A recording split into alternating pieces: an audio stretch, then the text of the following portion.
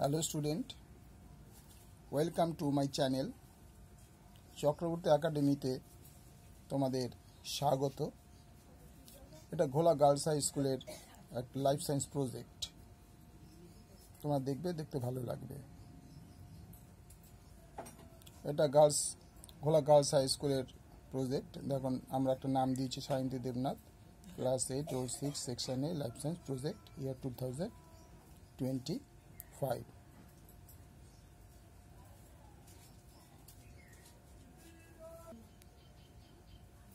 প্রধান মূলের চিত্রটি নিম্নে দেওয়া হলো। এটা হচ্ছে প্রধান মূল, এরা প্রধান মূল, এগুলো হচ্ছে শাখা মূল, এটা হচ্ছে প্রশাখা মূল, এটা হচ্ছে মূলোডম, লাস্ট এটা হচ্ছে মূলদ্র। এবার দেখো গুচ্ছমূলের চিত্র। এটা একটা গুচ্ছমূলের চিত্র, এটা হচ্ছে মূল টুপি।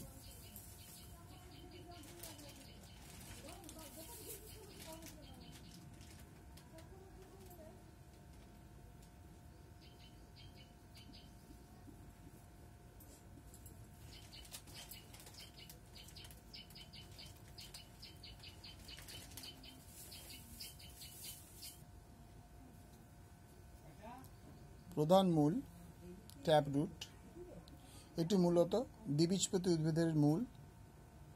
ধরনের উদাহরণ দেওয়া হয়েছে গাজর, বটগাছ, মটর।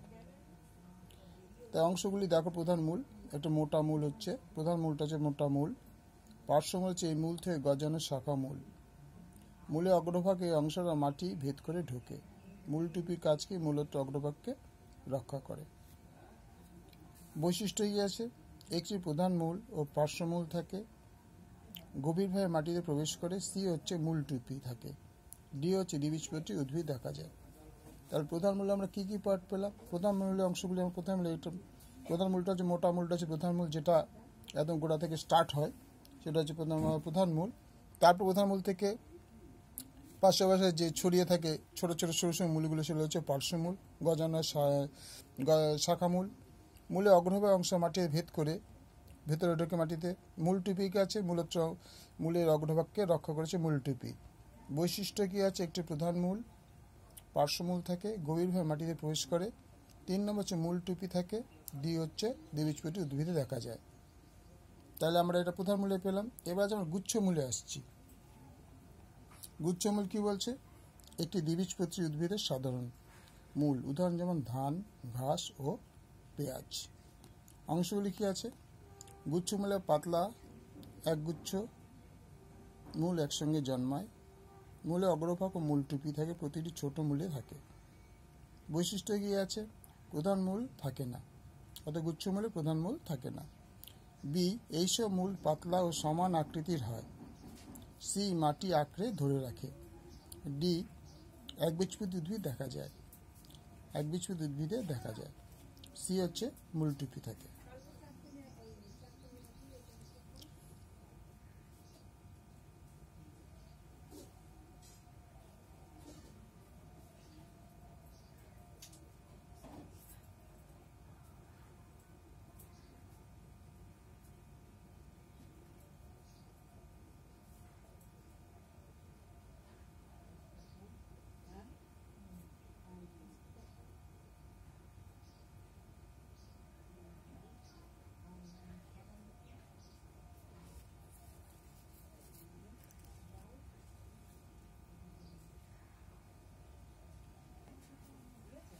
কাণ্ডের চিত্রটি দেখো নিম্নে দেওয়া হলো।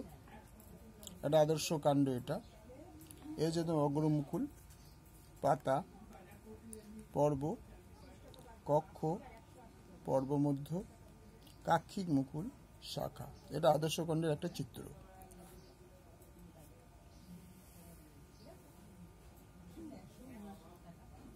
চিত্রটা তোমরা দেখে এঁকে নিতে পারবে।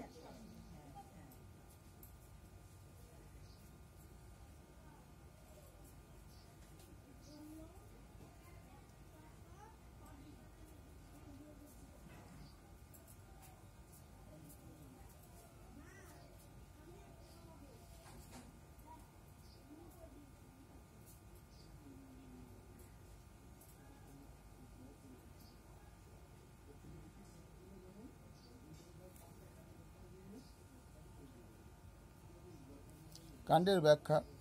কাণ্ড হলো উদ্ভিদের প্রধান অঙ্গ যা মাটির উপরে থাকে এবং গাছের পাতা, ফুল, ফল ও কুড়িকে ধরে রাখে।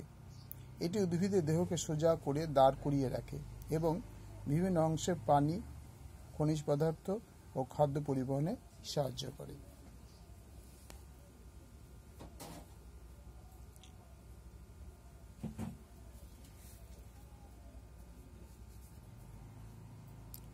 কাণ্ডের কাজ কি আছে? এ হচ্ছে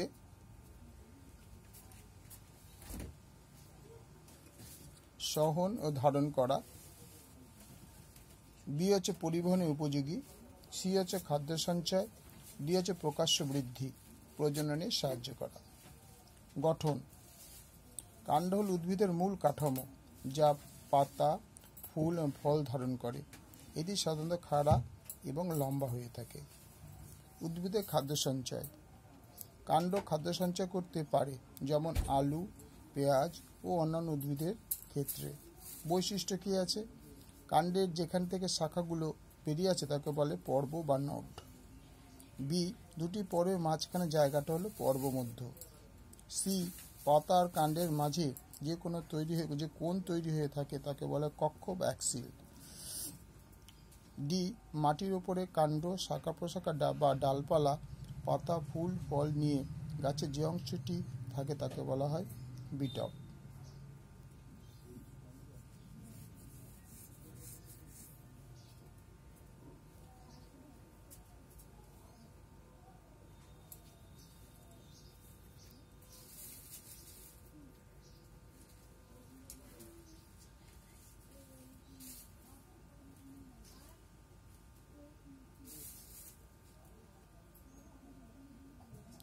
কয়েকটি পাতার উদাহরণ দেখো, পিকচার আছে, চিত্র আছে, এই চিত্রগুলো আঁকতে হবে তোমাদের প্রজেক্টে।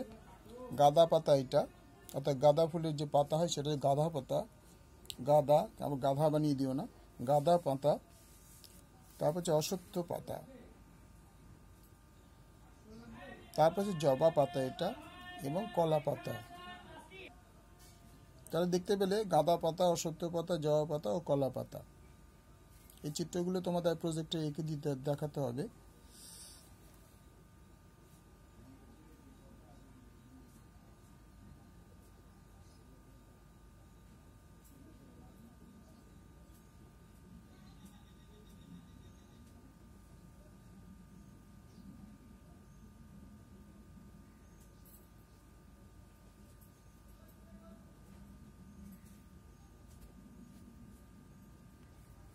পাতার প্রকারভেদ: একবীজপত্রী ও দ্বিবীজপত্রী।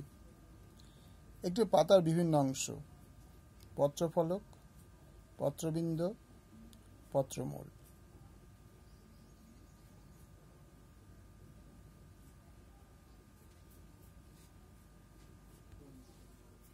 এটা একটা জবা ফুলের বিভিন্ন অংশ।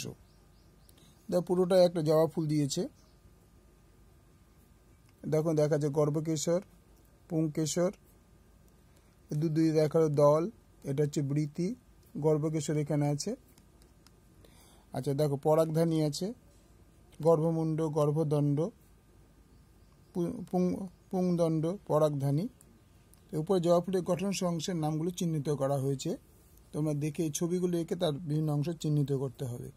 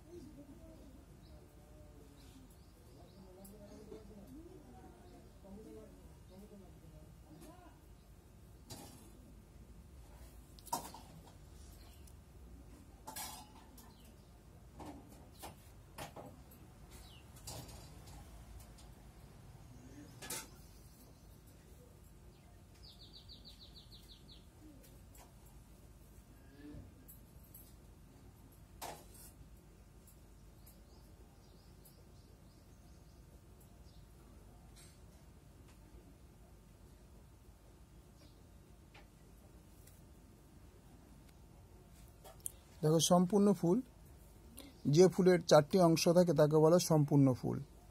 এই সম্পূর্ণ ফুলের 4টি অংশ হলো বৃতি, পাপড়ি, পুংকেশর, স্ত্রীকেশর। উদাহরণ জবা ফুল, ধুতুরা। অসম্পূর্ণ ফুল কাকে বলছে? যে ফুলে এই 4টি অংশ অর্থাৎ বৃতি, পাপড়ি, পুংকেশর, স্ত্রীকেশর অনুপস্থিত থাকে তাকে বলা অসম্পূর্ণ ফুল। যে ফুলের 4টি অংশ অর্থাৎ বৃতি, পাপড়ি, পুংকেশর, স্ত্রীকেশর অনুপস্থিত তাকে বলা অসম্পূর্ণ ফুল। উদাহরণ হচ্ছে কুমড়ো, খেজুর, ভুট্টা। এই চিত্রটা পাশে পৃষ্ঠে দেওয়া হয়েছে, তোমাদের দেখাচ্ছি। তোমরা আগে লেখাটা লিখে নাও, প্রশ্নটা।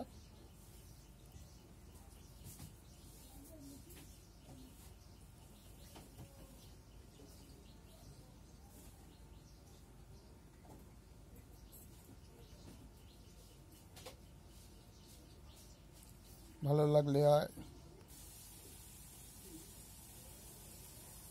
দেখো, আম সরল ফল, এঁচড় গুচ্ছিত ফল, আতা হচ্ছে এটা গুচ্ছিত ফল, এঁচড় হচ্ছে যৌগিক ফল। আম হচ্ছে সরল ফল, আতা হচ্ছে গুচ্ছিত ফল, আর এঁচড় হচ্ছে যৌগিক ফল।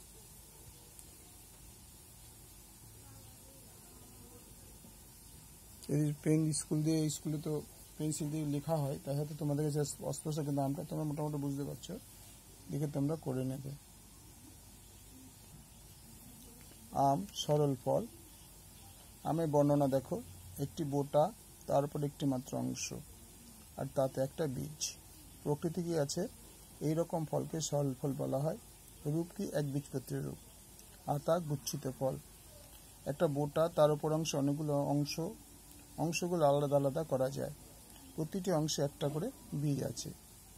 প্রকৃতি এরকম ফলকে গুচ্ছিত ফল বলে। এর রূপ হচ্ছে দ্বিবীজপত্রী। এঁচড় যৌগিক ফল। বর্ণনাটা কি আছে? একটা বোটা, তার উপর অনেকগুলো অংশগুলো আলাদা আলাদা করা যায় না, প্রতিটি অংশে একটা করে বীজ থাকে। প্রকৃতি এরকম ফলকে বলা হয় যৌগিক ফল। রূপ হচ্ছে বহুবীজপত্রী।